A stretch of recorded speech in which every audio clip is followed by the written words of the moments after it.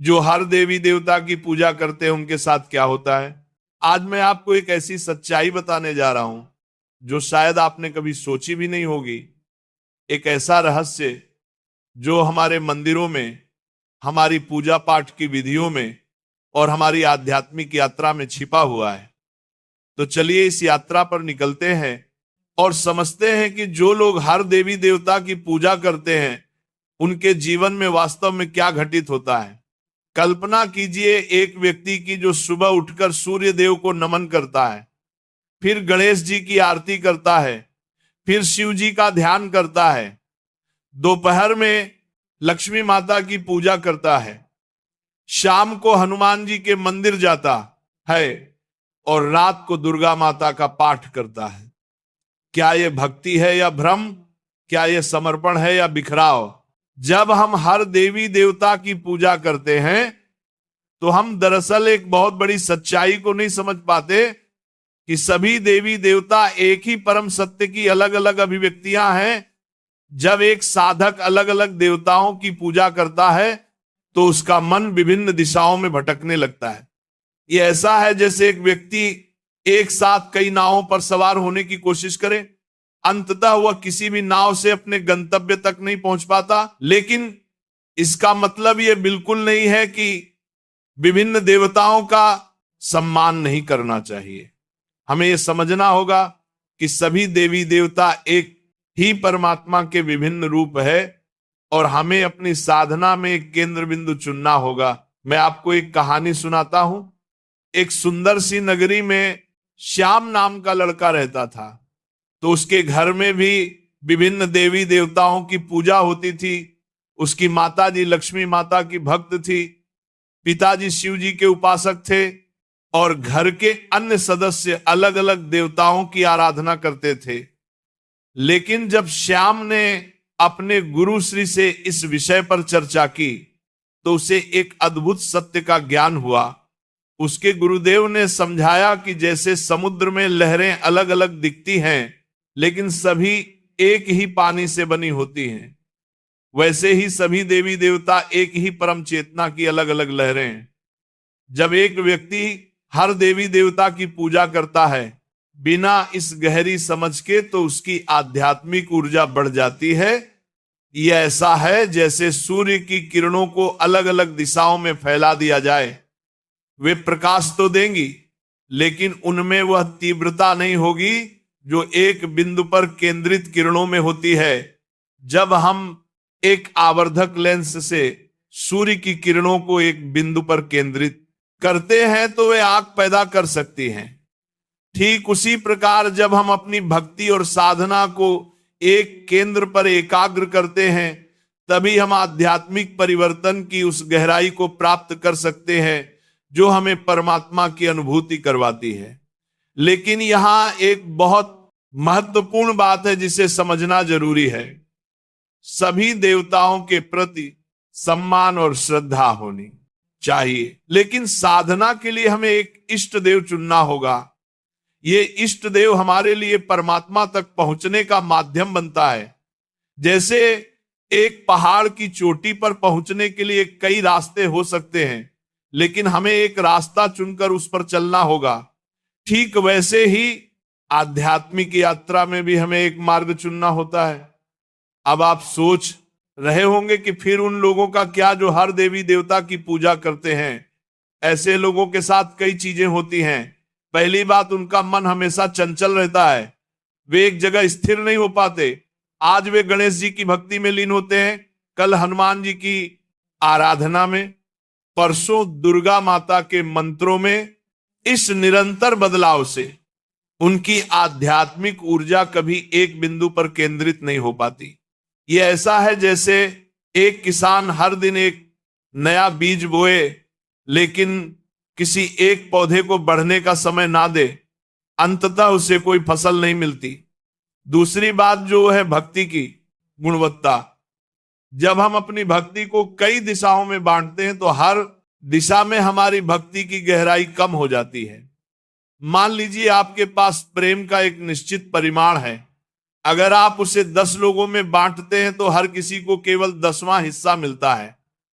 लेकिन अगर आप उसी प्रेम को एक व्यक्ति को देते हैं तो उसकी तीव्रता 10 गुना हो जाती है। आध्यात्मिकता में भी यही सिद्धांत लागू होता है।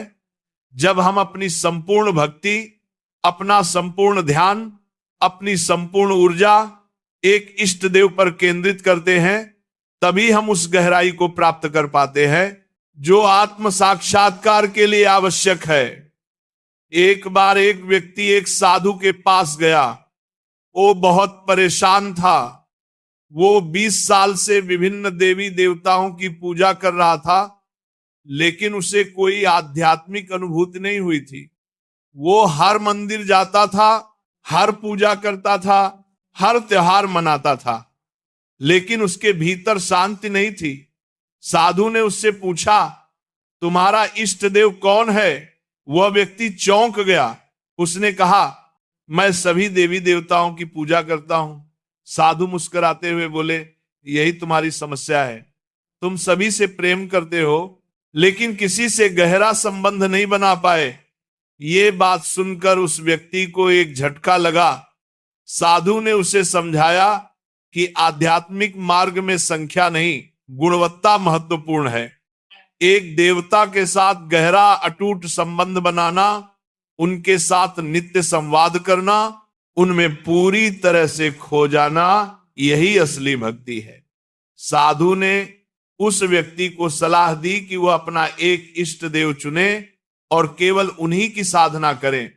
उस व्यक्ति ने कृष्ण को अपना इष्ट देव चुना और लगातार 3 साल तक केवल कृष्ण की आराधना की। 3 साल बाद जब वो साधु से मिला तो उसका चेहरा दीप्तिमान हो रहा था। उसने कहा, गुरुजी, अब मैं समझ गया कि आपने क्या कहा था। जब मैंने अपने सभी प्रेम को एक दिशा में मोड़ा तो मुझे वह अनुभूति हुई जिसकी मुझे 20 साल से तलाश थी। हर देवी देवता की पूजा करना आध्यात्मिक अपरिपक्वता का संकेत हो सकता है।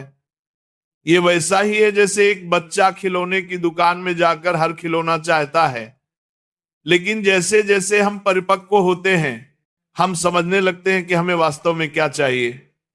आध्यात्मिक यात्रा में भी शुरुआत में हम कई देवी देवताओं से आकर्षित हो सकते हैं, लेकिन जैसे जैसे हम गहरे जाते हैं, हमें अपना मार्ग, अपना इष्ट मिल जाता है। और जब ये मिलन होता है तो जीवन में एक अद्भुत परिवर्तन आता है। जो लोग हर देवी देवता की पूजा करते हैं, वे अक्सर भौतिक इच्छाओं से प्रेरित होते हैं। वे धन के लिए लक्ष्मी की पूजा करते हैं, स्वास्थ्य के लिए धनवंतरी की, विद्या के लिए सरस्वती की और बाधाओं से मुक्ति के लिए गणेश की। लेकिन आध्यात्मिकता का असली उद्देश्य भौतिक इच्छाओं की पूर्ति नहीं, बल्कि आत्म साक्षात्कार है। जब हम परमात्मा को जान लेते हैं तो सब कुछ अपने आप मिल जाता है। पहले तुम परमात्मा को खोजो, बाकी सब तुम्हें दिया जाएगा। अब यहां एक बहुत ही रोचक मोड़ आता है कि अगर कोई व्यक्ति सभी देवी देवताओं को एक ही परमात्मा का रूप मानकर पूजा करता है तो ये बिल्कुल अलग बात है। इसका मतलब है कि वह व्यक्ति गणेश में भी उसी परमात्मा को देखता है, शिव में भी, विष्णु में भी, दुर्गा में भी। वह समझता है कि यह सभी एक ही दिव्य चेतना की अलग अलग अभिव्यक्तियां हैं। ऐसा व्यक्ति वास्तव में एक ही परमात्मा की पूजा कर रहा होता है। भले ही वह विभिन्न रूपों में हो, लेकिन यह समझ बहुत ऊंचे आध्यात्मिक स्तर पर आती है। अधिकांश लोग जो हर देवी देवता की पूजा करते हैं, वे उन्हें अलग अलग शक्तियां मानते हैं, जो कि एक सीमित दृष्टिकोण है। परमात्मा एक रंगमंच का निर्देशक है और सभी देवी देवता उस नाटक के पात्र हैं। जब हम ये समझ जाते हैं कि असली निर्देशक कौन है, तो हम पात्रों से सीधे निर्देशक से जुड़ जाते हैं। लेकिन अगर हम केवल पात्रों को ही सच मान ले और निर्देशक को भूल जाएं, तो हम मूल उद्देश्य से भटक जाते हैं। यही एक गहरी सच्चाई है। सभी देवी देवता महत्वपूर्ण हैं, सम्माननीय हैं, लेकिन हमें उस एक परम सत्य को नहीं भूलना चाहिए जो सभी के पीछे है। अब हम जानेंगे कि जब कोई व्यक्ति एक इष्ट देव को चुनकर साधना करता है तो उसके जीवन में क्या परिवर्तन आते हैं। पहला परिवर्तन होता है मन की एकाग्रता में। जब हम एक ही देवता का ध्यान करते हैं, उनकी ही मूर्ति को देखते हैं, उनके ही मंत्रों का जाप करते हैं, तो हमारा मन धीरे धीरे स्थिर होने लगता है। ये स्थिरता ही ध्यान की गहराई में ले जाती है। दूसरा परिवर्तन होता है भक्ति की गहराई में। जब हम एक ही देवता के साथ रोज संवाद करते हैं तो एक व्यक्तिगत संबंध बनता है। यह संबंध इतना गहरा हो जाता है कि देवता हमारे सबसे करीबी मित्र, माता पिता और प्रेमी बन जाते हैं। तीसरा परिवर्तन होता है आध्यात्मिक अनुभूतियों में। जब हमारी भक्ति एकाग्र होती है तो हमें दिव्य अनुभव होने लगते हैं। कभी हम अपने इष्ट देव का दर्शन करते हैं, कभी उनकी आवाज सुनते हैं, कभी उनकी उपस्थिति महसूस करते हैं। जो लोग हर देवी देवता की पूजा करते हैं वे अक्सर बाहरी कर्म कांडों में उलझ जाते हैं। आज यह पूजा, कल वह व्रत, परसों यह अनुष्ठान, इन सब में वे असली आध्यात्मिकता से दूर हो जाते हैं। असली पूजा बाहरी नहीं आंतरिक है। असली मंदिर हमारे हृदय में है और असली देवता हमारी आत्मा में विराजमान है। जब हम ये समझ जाते हैं तो हमें बाहरी कर्मकांडों की आवश्यकता कम हो जाती है। हम सीधे परमात्मा से जुड़ जाते हैं। एक और महत्वपूर्ण बात, वह समय का सदुपयोग। जब हम हर देवी देवता की पूजा करते हैं तो हमारा बहुत सारा समय विभिन्न अनुष्ठानों में चला जाता है। लेकिन अगर हम एक इष्ट देव को चुने तो हम उसी समय को गहन ध्यान और साधना में लगा सकते हैं। ध्यान ही वह मार्ग है जो हमें परमात्मा तक ले जाता है, और गहरा ध्यान तभी संभव है जब हमारा मन एकाग्र हो। यह एकाग्रता एक इष्ट देव की साधना से आती है। जब हम एक देवता को पूर्ण समर्पण से पूजते हैं तो वास्तव में हम सभी देवताओं की पूजा कर रहे होते हैं, क्योंकि एक देवता में ही समस्त दिव्यता समाहित है। ये वैसा ही है जैसे जब हम एक बूंद समुद्र के पानी का स्वाद लेते हैं तो हम पूरे समुद्र का स्वाद ले लेते हैं। एक देवता की गहन आराधना से हम उस परम चेतना को प्राप्त कर लेते हैं जो सभी देवताओं का मूल है। ये एक बहुत ही क्रांतिकारी विचार है। हमें सब कुछ पाने के लिए सब कुछ करने की जरूरत नहीं, हमें केवल एक चीज को पूर्णता से करने की जरूरत है। आध्यात्मिक मार्ग में दृढ़ता बहुत महत्वपूर्ण है। जब हम एक दिन एक देवता की पूजा करें, दूसरे दिन दूसरे की, तो हम कभी भी दृढ़ नहीं बन पाते। हम लगातार बदलते रहते हैं और ये परिवर्तनशीलता हमें कमजोर बनाती है। लेकिन जब हम एक इष्ट देव के प्रति निष्ठावान रहते हैं तो हमारे भीतर एक आध्यात्मिक शक्ति का निर्माण होता है। ये शक्ति हमें जीवन की हर चुनौती का सामना करने की क्षमता देती है। एक बार एक शिष्य ने एक साधु जी से पूछा, गुरुजी, अगर मैं केवल एक देवता की पूजा करूं तो क्या दूसरे देवता नाराज नहीं होंगे? साधु हंसे और बोले, क्या सूरज नाराज होता है जब तुम चंद्रमा की प्रशंसा करते? क्या समुद्र नाराज होता है जब तुम नदी की सुंदरता देखते हो? नहीं, क्योंकि सब एक ही प्रकृति का हिस्सा हैं। वैसे ही सभी देवता एक ही परमात्मा के अंश हैं। जब तुम एक को पूजते हो तुम सभी को पूजते हो। लेकिन हां, तुम्हें एक को चुनना होगा, एक के साथ गहरा संबंध बनाना होगा, क्योंकि यही तुम्हारे आध्यात्मिक विकास का मार्ग है। हर इंसान का स्वभाव अलग होता है और इसलिए हर किसी का इष्ट देव अलग हो सकता है। किसी को कृष्ण के साथ जुड़ाव महसूस होता है, किसी को शिव के साथ, किसी को दुर्गा माता के साथ। यह व्यक्तिगत पसंद नहीं बल्कि आत्मा का आह्वान है। हमारी आत्मा जानती है कि हमारे लिए कौन सा मार्ग सबसे उपयुक्त है। हमें अपने भीतर झांकना चाहिए और देखना चाहिए कि हमें किस देवता के प्रति स्वाभाविक आकर्षण है। जिस देवता को सोचकर हमारे मन में शांति आती है, जिनका नाम लेने से हमारे हृदय में प्रेम उमड़ता है, वही हमारे इष्ट देव हैं। जो लोग हर देवी देवता की पूजा करते हैं वे अक्सर भय से प्रेरित होते हैं। वे सोचते हैं कि अगर हमने किसी देवता की पूजा नहीं की तो वे नाराज हो जाएंगे या हमें कोई दंड मिलेगा। लेकिन ये दृष्टिकोण पूरी तरह गलत है। परमात्मा प्रेम है और प्रेम कभी भय नहीं मांगता। जब हम भय से पूजा करते हैं तो वह पूजा नहीं सौदा बन जाती है। हम देवताओं को खुश करने की कोशिश करते हैं ताकि वे हमें नुकसान ना पहुंचाएं या हमें कुछ दे दें, लेकिन असली भक्ति निस्वार्थ होती है। असली भक्ति तब होती है जब हम केवल प्रेम के लिए प्रेम करते हैं, बिना किसी फल की इच्छा के। जब हम हर देवी देवता की पूजा करते हैं तो हम अक्सर सामाजिक दबाव में आकर ऐसा करते हैं। समाज क्या कहेगा, लोग क्या सोचेंगे, परिवार में क्या परंपरा है, इन सब बातों के दबाव में हम अपनी असली आध्यात्मिक आवश्यकता को भूल जाते हैं। लेकिन आध्यात्मिकता व्यक्तिगत यात्रा है, यह भीड़ के साथ चलने का रास्ता नहीं है। हमें अपनी आत्मा की आवाज सुननी होगी, ना कि समाज की। अब हम जानेंगे कि एक इष्ट देव को चुनने की प्रक्रिया क्या है। सबसे पहले हमें अपने भीतर शांत होना होगा। ध्यान में बैठकर हमें अपने मन को शांत करना होगा और फिर अपने हृदय से पूछना होगा, मुझे किससे सबसे गहरा जुड़ाव महसूस होता है। जवाब अपने आप आएगा। शायद हमें किसी देवता की छवि दिखाई दे, या किसी का नाम सुनाई दे, या बस एक भावना आए। यह हमारी आत्मा का संदेश होता है। दूसरा, हमें अपने जीवन में देखना होगा कि किस देवता के प्रति हमें स्वाभाविक आकर्षण है। शायद बचपन से ही हमें कृष्ण की कहानियां पसंद थी, या हनुमान की भक्ति हमें प्रेरित करती थी। यह संकेत है। तीसरा, हमें अलग अलग देवताओं के बारे में पढ़ना और समझना चाहिए और देखना चाहिए कि किसकी शिक्षाएं हमारे जीवन और स्वभाव से मेल खाती हैं। एक बार जब हम अपना इष्ट देव चुन लें तो फिर हमें उनके प्रति पूर्ण समर्पण करना चाहिए। यह समर्पण केवल बाहरी पूजा में नहीं, बल्कि हमारे विचारों, भावनाओं और कर्मों में होना चाहिए। हर सुबह जब हम उठे तो उनका नाम लें। हर रात सोने से पहले उनसे बातचीत करें। दिन भर में जब भी समय मिले उनका स्मरण करें।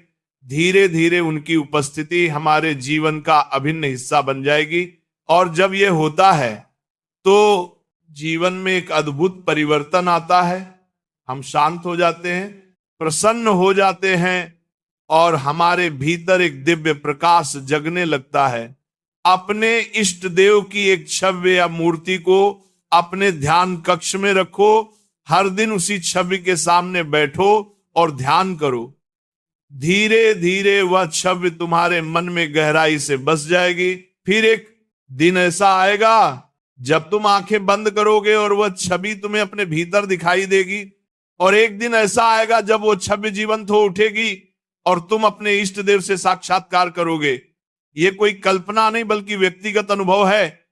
जो लोग हर देवी देवता की पूजा करते हैं उनमें से अधिकांश वास्तव में किसी की भी पूजा नहीं कर रहे होते, केवल एक सामाजिक या धार्मिक रस्म निभा रहे होते हैं। लेकिन उनके हृदय में असली भक्ति नहीं होती। यह बहुत कड़वी सच्चाई है, लेकिन यह सच है। जब हम बिना भावना के, बिना प्रेम के, केवल आदत या परंपरा के वशीभूत होकर पूजा करते हैं तो वह पूजा केवल एक खाली क्रिया रह जाती है। उसमें कोई शक्ति नहीं होती, कोई जीवन नहीं होता। लेकिन जब हम एक इष्ट देव को चुनकर पूरे प्रेम और समर्पण से उनकी आराधना करते हैं तो हर मंत्र में शक्ति होती है, हर प्रार्थना में जीवन होता है। आध्यात्मिक जीवन में गुणवत्ता ही सब कुछ है। 1 मिनट की सच्ची भक्ति 100 घंटे की नकली पूजा से बेहतर है। एक दिन एक साधु ने अपने शिष्यों को बताया कि कैसे उन्होंने एक साधारण महिला को देखा जो अपने घर में रोज सुबह केवल 5 मिनट के लिए कृष्ण की मूर्ति के सामने बैठती थी। लेकिन उन 5 मिनट में उसकी भक्ति इतनी गहरी थी, उसके आंसू इतने सच्चे थे, उसका प्रेम इतना शुद्ध था कि यह महिला कई पंडितों से बेहतर साधना कर रही है जो घंटों मंत्रों उच्चार करते हैं, लेकिन उनके हृदय में कोई भाव नहीं होता। इष्ट देव हमारे लिए एक दरवाजा है, अंतिम मंजिल नहीं। अंतिम मंजिल है परमात्मा की अनुभूति जो निराकार, असीम और अनंत है।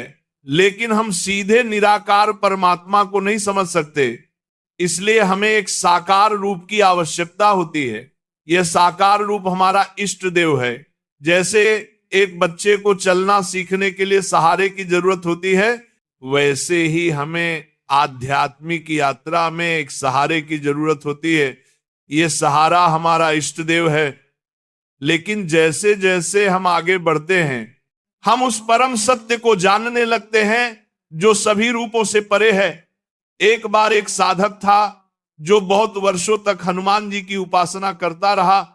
एक दिन गहन ध्यान में उसे हनुमान जी के दर्शन हुए। वह बहुत प्रसन्न हुआ, लेकिन हनुमान जी ने उससे कहा, मैं तुम्हारे लिए केवल एक मार्ग हूं। अब तुम्हें उस परम प्रकाश को देखना है जो मेरे भीतर भी है और तुम्हारे भीतर भी।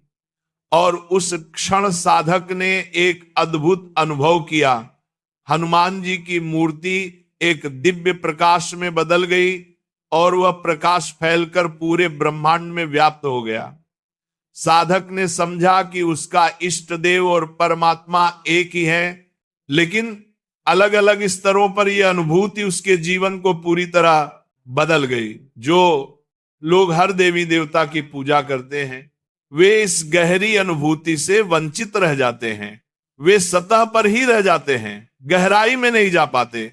ये ऐसा है जैसे कोई व्यक्ति कई कुओं में थोड़ा थोड़ा खोदे, लेकिन किसी में भी इतना गहरा ना खोदे कि पानी मिल सके। लेकिन अगर वह एक ही कुएं में गहराई तक खोदता रहे तो निश्चित रूप से उसे पानी मिलेगा।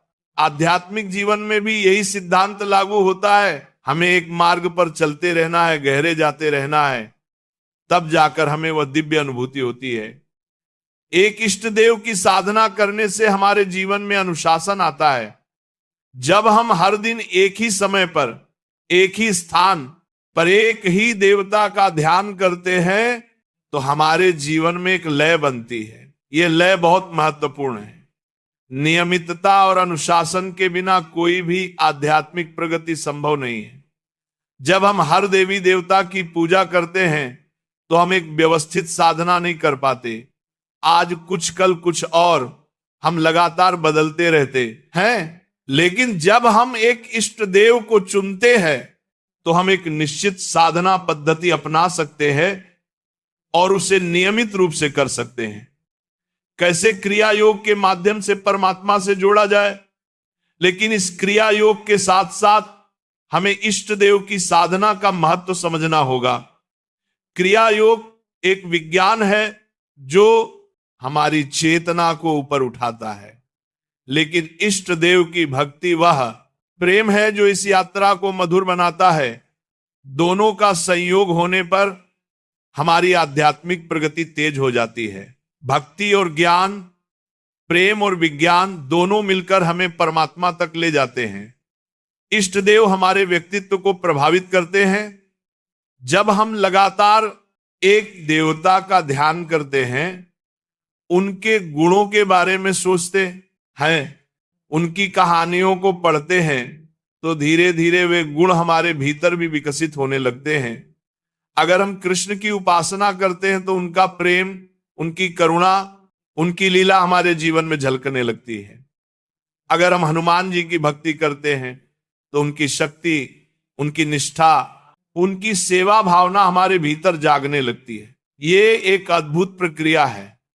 हम धीरे धीरे अपने इष्ट देव जैसे बनने लगते हैं। जो लोग हर देवी देवता की पूजा करते हैं, उनके व्यक्तित्व में स्पष्टता नहीं आती। वे बिखरे हुए रहते हैं, उनमें एक निश्चित दिशा नहीं होती। लेकिन जो व्यक्ति एक इष्ट देव का अनुसरण करता है, उसके जीवन में एक स्पष्ट दिशा होती है, एक निश्चित लक्ष्य होता है। वह जानता है कि उसे कहां जाना है और कैसे जाना है। यह स्पष्टता ही उसे सफलता दिलाती है। न केवल आध्यात्मिक जीवन में बल्कि सांसारिक जीवन में भी। आधुनिक युग में लोग बहुत भ्रमित हैं। वे एक तरफ तो आध्यात्मिकता चाहते हैं, लेकिन दूसरी तरफ भौतिकवाद में भी फंसे हुए हैं। इस द्वंद्व में वे ना तो पूरी तरह से आध्यात्मिक बन पाते हैं, ना ही पूरी तरह से भौतिकवादी। यह अधूरापन उन्हें हमेशा अतृप्त रखता है। एक इष्ट देव को चुनो, उनके प्रति पूर्ण समर्पण करो और अपने सांसारिक कर्तव्यों को भी उन्हीं को समर्पित करके करो। इस तरह से हम आध्यात्मिकता और भौतिक जीवन में संतुलन बना सकते हैं। अगर आप अभी तक अपना इष्ट देव नहीं चुन पाए हैं तो चिंता ना करें।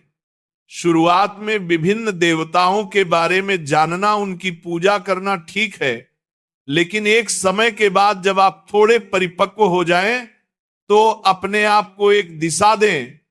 ये प्रक्रिया जबरदस्ती की नहीं होनी चाहिए, बल्कि स्वाभाविक होनी चाहिए। जब आप तैयार होंगे तो आपका इष्ट देव खुद आपको मिल जाएंगे। कभी कभी ये एक सपने में होता है, कभी किसी घटना से, कभी किसी पुस्तक को पढ़ने से, कभी किसी संत से मिलने पर जीवन खुद हमें वह रास्ता दिखाता है जो हमारे लिए सही है। एक सुंदर यमान नगरी थी। उस नगरी में राम नाम का छोटा लड़का अपने माता पिता के साथ रहता था। बचपन में वो विभिन्न देवताओं के बारे में सुनता था और सभी को पसंद करता था, लेकिन जब वो अपने गुरु से मिला तो सब कुछ बदल गया। उसके गुरु ने राम को वह मार्ग दिखाया जो राम के लिए सबसे उपयुक्त था, और धीरे धीरे राम के इष्टदेव कृष्ण और महादेव बन गए। ये प्रक्रिया स्वाभाविक थी, जबरदस्ती की नहीं। और जब ये हुआ तो राम के जीवन में एक अद्भुत परिवर्तन आया। उसे अपने मार्ग की स्पष्टता मिली और वो उस पर निरंतर चलता रहा। इष्ट देव की साधना करने से हमें आंतरिक शक्ति मिलती है। यह शक्ति हमें जीवन की हर कठिनाई का सामना करने की क्षमता देती है। जब हम मुश्किल समय में होते हैं तो हमारा इष्ट देव हमारा सबसे बड़ा सहारा बन जाता है। हम उनसे बात कर सकते हैं, उनसे मदद मांग सकते हैं, उनकी शरण में जा सकते हैं। ये रिश्ता इतना गहरा हो जाता है कि इष्ट देव हमारे सबसे करीबी साथी बन जाते हैं। लेकिन जब हम हर देवी देवता की पूजा करते हैं तो किसी के साथ भी इतना गहरा संबंध नहीं बन पाता। हम सतही स्तर पर ही रह जाते हैं। हमारा इष्ट देव वास्तव में हमारी अपनी उच्चतम चेतना का प्रतीक है। जब हम उनकी उपासना करते हैं तो हम दरअसल अपनी ही उच्चतम संभावना की उपासना कर रहे होते हैं। ये एक बहुत ही गहरा दार्शनिक विचार है। इसका मतलब है कि बाहर जो हम देख रहे हैं वो वास्तव में हमारे भीतर ही है। इष्ट देव हमें यह याद दिलाते हैं कि हम भी दिव्य हैं, हम भी उसी परम चेतना का अंश हैं। जब हम यह समझ जाते हैं तो हमारी पूजा एक नई गहराई प्राप्त कर लेती है। आध्यात्मिक जीवन में एकाग्रता ही सफलता की कुंजी है। चाहे हम किसी भी देवता को चुने, लेकिन हमें उनके प्रति पूर्ण समर्पण करना होगा। आधा अधूरा समर्पण काम नहीं करता। हमें अपने पूरे मन, पूरे हृदय, पूरी आत्मा से अपने इष्ट देव की आराधना करनी होगी। तभी हमें वह दिव्य अनुभूति होगी जिसकी हम तलाश कर रहे हैं। प्रेम करो पूरे दिल से, ना कि आधे अधूरे मन से, तभी प्रेमी प्रेम को जान पाता है। तो भक्तों, आज हमने जाना कि जो लोग हर देवी देवता की पूजा करते हैं उनके साथ क्या होता है। वे अपनी आध्यात्मिक ऊर्जा को बिखरा देते हैं, गहराई में नहीं जा पाते और उस दिव्य अनुभूति से वंचित रह जाते हैं जो एकाग्र साधना से मिलती है। आज के कथा में हमने यह जाना कि जो लोग हर देवी देवता की पूजा करते हैं वे वास्तव में अपनी आध्यात्मिक ऊर्जा को कई दिशाओं में बिखेर देते हैं। यह ऐसा है जैसे सूरज की किरणों को अलग अलग दिशाओं में फैला दिया जाए। वे प्रकाश तो देंगी, लेकिन उनमें वह तीव्रता नहीं होगी जो एक बिंदु पर केंद्रित किरणों में होती है। जब हम एक आवर्धक लेंस से सूर्य की किरणों को केंद्रित करते हैं तो वे आग पैदा कर सकती हैं। ठीक उसी प्रकार जब हम अपनी भक्ति और साधना को एक इष्ट देव पर एकाग्र करते हैं तभी हम आध्यात्मिक परिवर्तन की उस गहराई को प्राप्त कर सकते हैं। जब हम अपनी भक्ति को कई दिशाओं में बांटते हैं तो हर दिशा में हमारी भक्ति की गहराई कम हो जाती है। ये ऐसा है जैसे एक किसान हर दिन नया बीज बोए लेकिन किसी पौधे को बढ़ने का समय ना दे। जो लोग विभिन्न देवताओं की पूजा करते रहते हैं वे अक्सर बाहरी कर्म कांडों में उलझ जाते हैं और असली आध्यात्मिकता से दूर हो जाते हैं। असली पूजा बाहरी नहीं आंतरिक है। जब हम एक इष्ट देव के साथ गहरा संबंध बनाते हैं तो हमारे भीतर एक आध्यात्मिक शक्ति का निर्माण होता है जो हमें जीवन की हर चुनौती का सामना करने की क्षमता देती है। आध्यात्मिक जीवन में एकाग्रता ही सफलता की कुंजी है।